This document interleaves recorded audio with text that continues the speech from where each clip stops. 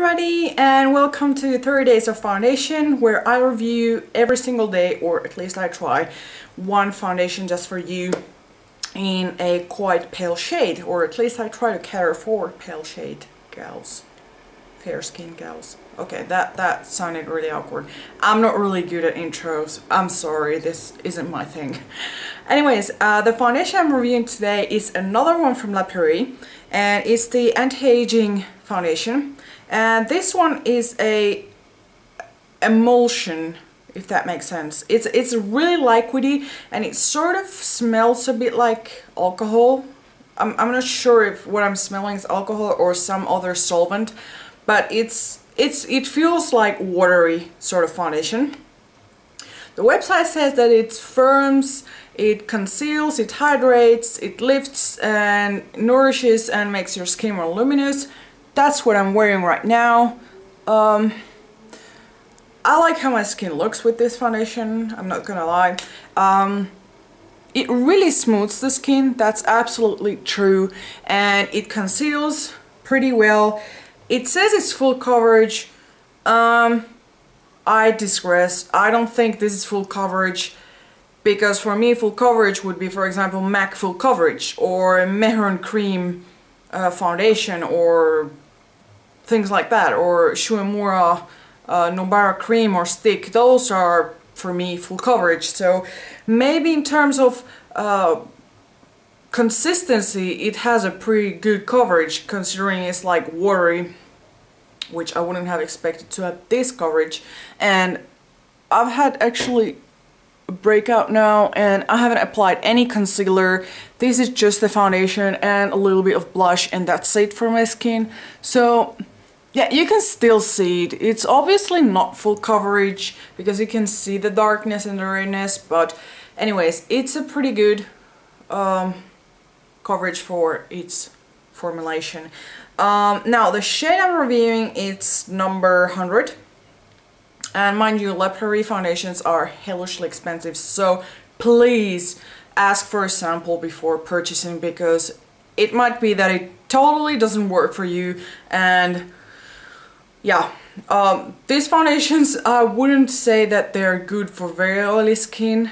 Overall, pretty much all of the La Prairie foundations, maybe except the compact ones, but their liquid cream foundations aren't that oily skin friendly.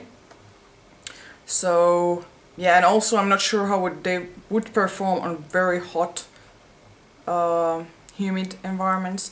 I live in a humid environment and it's starting to get hot, and we'll see how it performs, but I'm not having really high expectations on it. But it makes your skin feel good and feel nice, and that's what nice.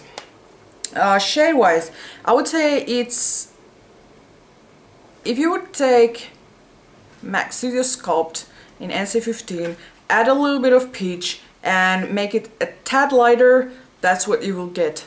So it's a bit lighter, and yeah, it does oxidize too. Anyways, I'm gonna stop blabbing. If you want all the informations like swatches, the contrast of my jaw with the neck, which I'm gonna take pictures, and more information on the undertones, on the sunscreen ingredients, blah blah blah, then check down on the description box where I have the link for my blog post for this foundation only. So yeah, I'm not gonna entertain you anymore, and I'm gonna let you now with the foundation review, and I'm gonna talk through with some thoughts and blah blah blah, and also make an update 8 hours later in terms of how it held and blah blah blah. And I think that's all I have to say.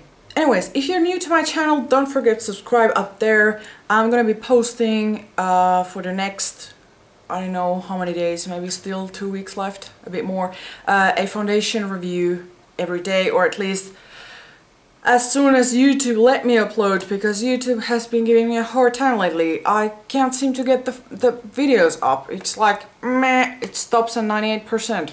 I don't know why. Anyways, so bear with me and YouTube.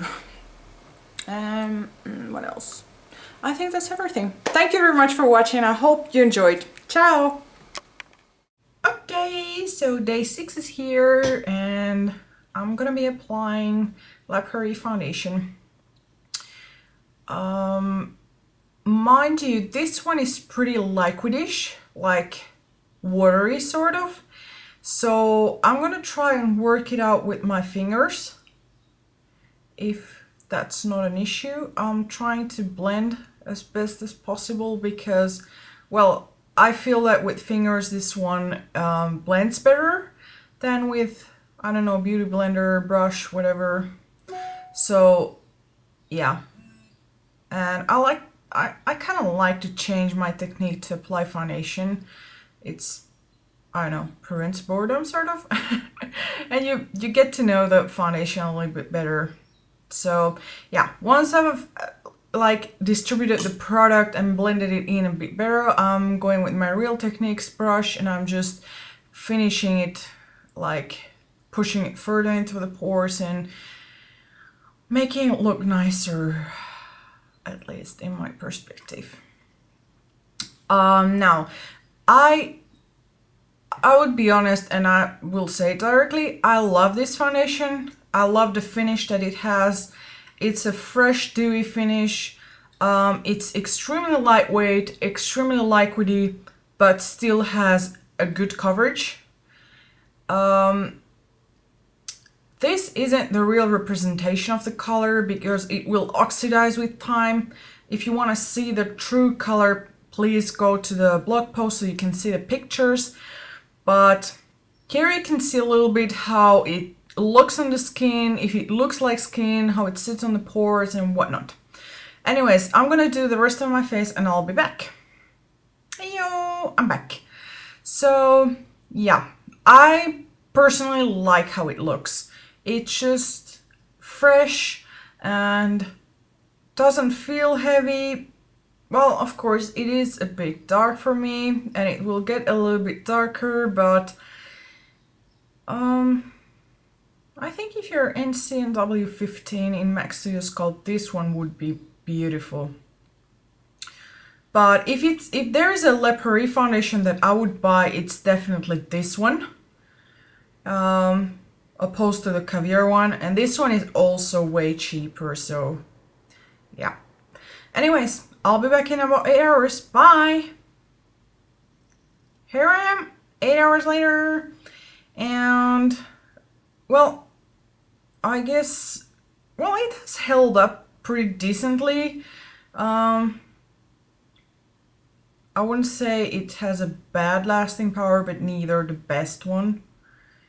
It has, of course, faded in my problem areas. But anyways, thank you for watching and see you later. Bye!